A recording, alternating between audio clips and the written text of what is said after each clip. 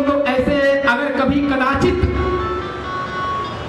कोई विकार मन में आ भी जाता है तो उसे ज्ञान और वैराग्य से दूर कर देते हैं। लेकिन आपके अंदर तो जे सपन्यों नहीं, जो सपन्यों पर नहीं परिनार न हेरी, जो अपस्वप्न में भी किसी पर नारी का सपना न देखा हो राम, ऐसा निर्मल यश इस धरती पे तीनों लोकों में किसी में नहीं है।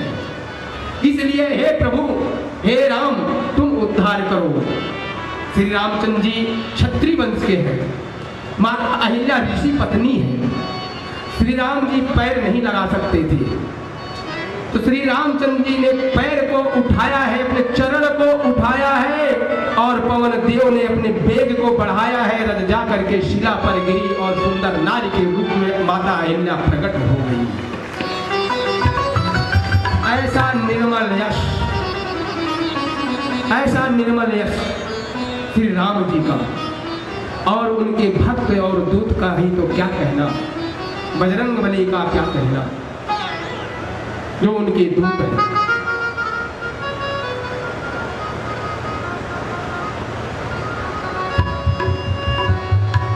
तो इसलिए गुरु अगर कोई है, भगवान तो सबको मिले हैं, भगवान की पहचान करा देना ही गुरु का कार्य है। प्रभु तो सबको मिले हैं, सभी कहते हैं कण कण में राम है, लेकिन हम तो ये कहते हैं कण कण में राम नहीं, हर कण में राम नहीं, कण कण में राम नहीं, हर कण में राम है। लोग कहते हैं कण कण में राम है, हम कहते हैं नहीं, हर कण में राम है। किस कण में ढूंढूं कहाँ राम है, इसलिए हर कण में राम है।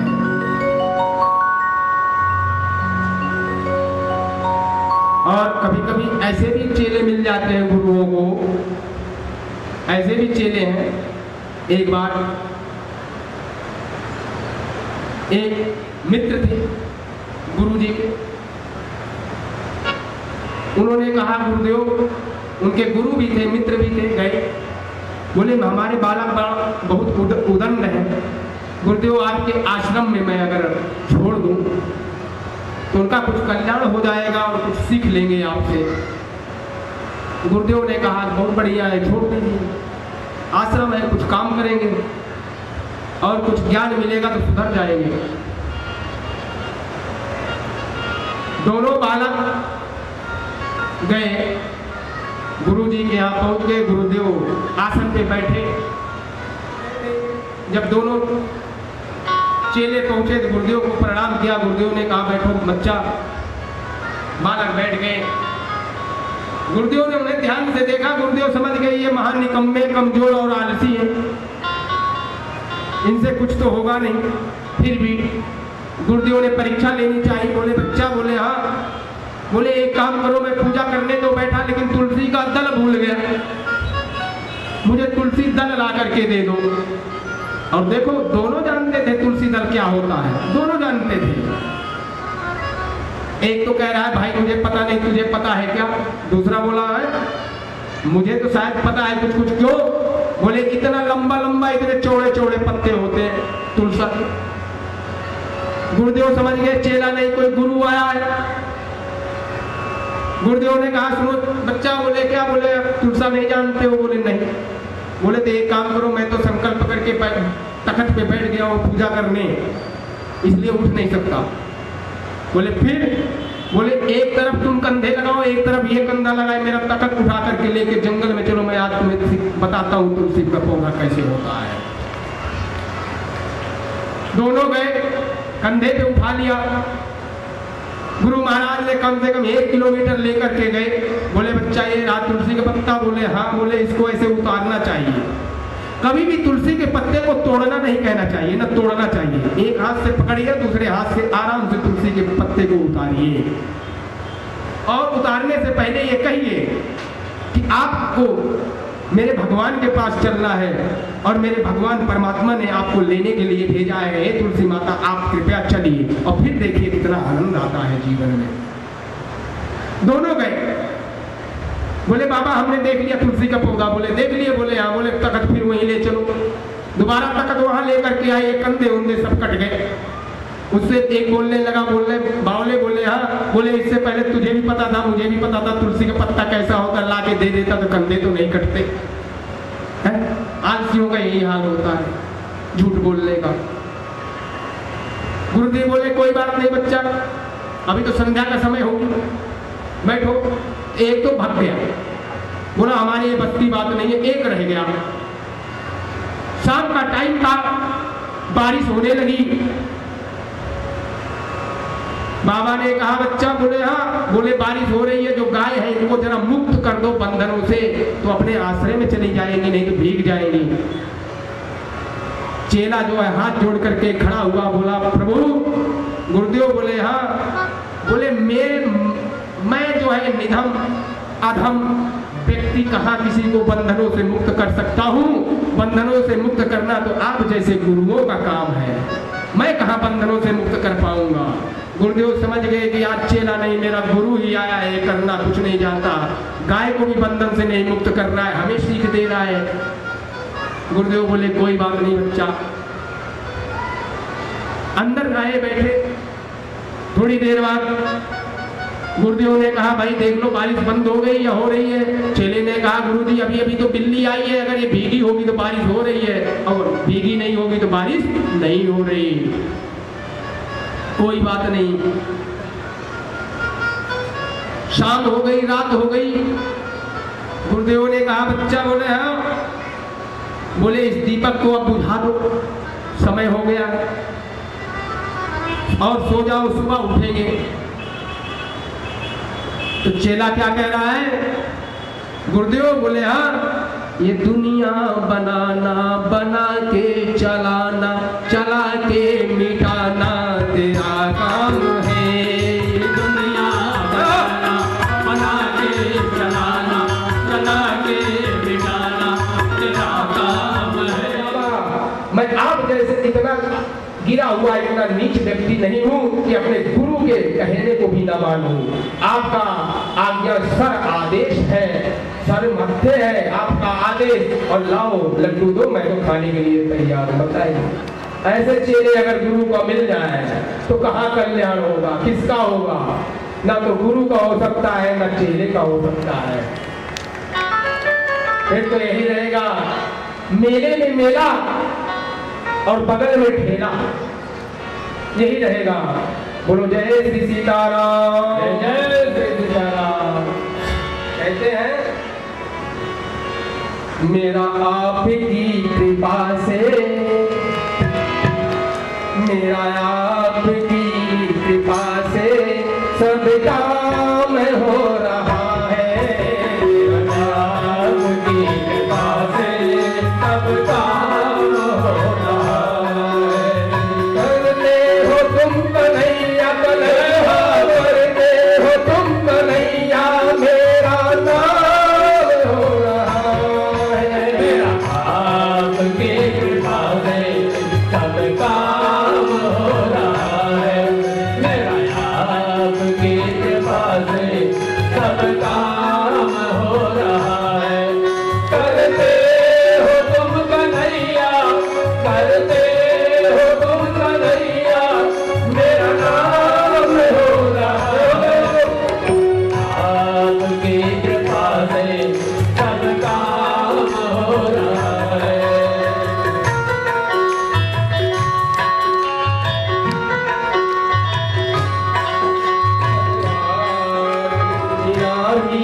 मेरी नाव चल रही है, पतवार के बिना मेरी नाव चल रही है। हैरान है जमाना, मंजिल भी मिल रही है। हैरान है जमाना, मंजिल भी मिल रही है। करता नहीं मैं कुछ भी, सब काम हो रहा है। आपकी कृपा है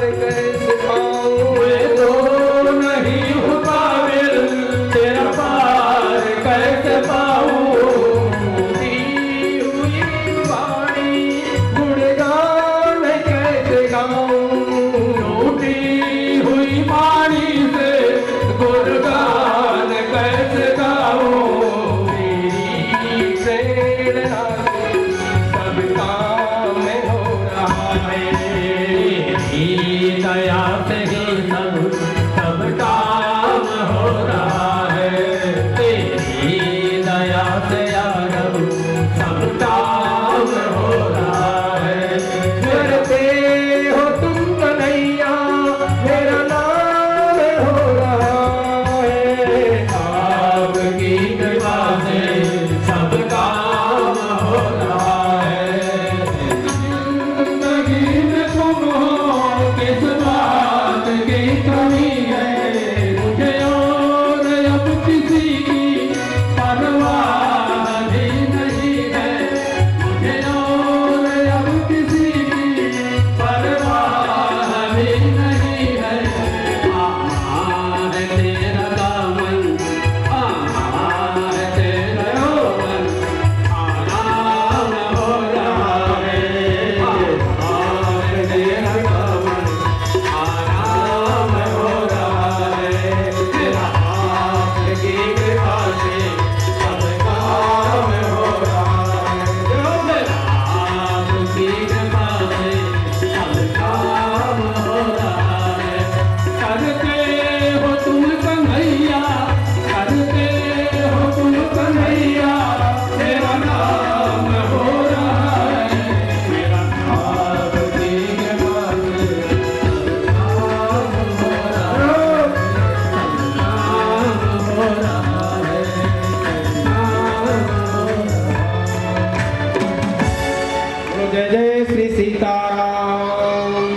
तुलसीदास जी ने लिखा 33वीं चौपाई हनुमान चालीसा की। कहते हैं गुरु भगवान कहते हैं तुम्हारे भजन राम को पावे। कौन से भजन? भजन भी कई प्रकार के होते हैं।